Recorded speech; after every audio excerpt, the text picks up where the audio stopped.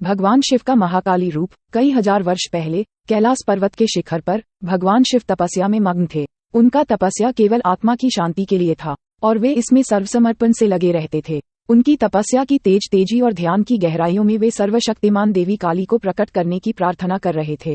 काली देवी दुर्गा की एक अद्वितीय रूप थी, जिनका रूप उत्तर भारतीय पर्वतीय समाज में अत्यधिक महत्व था। उनका रूप क्रूर और विक्रांत था, लेकिन वे भक्तों की सुनती थी और उनकी रक्षा करती थी। भगवान शिव की तपस्या ने आकाश से बरसी हुई बिजलियों की तरह बढ़ चढ़कर ली थी और काली माँ इसे ध्यानपूर्वक देख रही थी। उनका हृदय पार्वती की ओर धड़क रहा था, जिन्होंने भगवान शिव को अपनी पतिव्रता भक्ति के साथ अपने पास बुलाने का निर्णय किया था।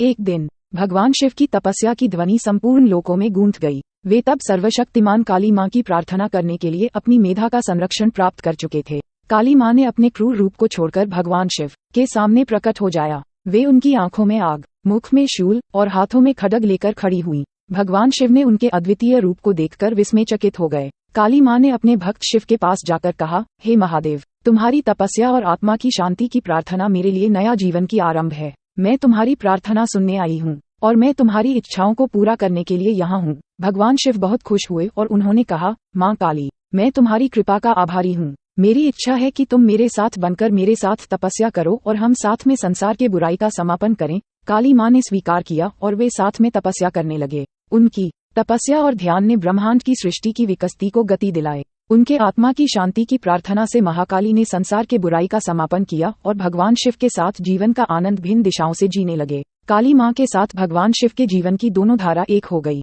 एक ओर उनकी तपस्या और आत्मा की शांति की प्रार्थना और दूसरी ओर उनके जीवन का आनंद और खुशियाँ। इसके बाद भगवान शिव और माँ काली ने साथ में कई अद्वितीय लीलाएं की। वे समुद्र मंथन में अमृत प्राप्त करने के लिए भगवान विष्णु के साथ मिलकर भयंकर वम्न रूप में बलि के द्वार गए और उनके शिकारी बने। वे ध्वज पूजन के दौरान भगवान शिव के आदर्शों की मां थीं और उन्होंने अपनी भक्ति की गहराइयों में भगवान शिव के साथ साजिश की।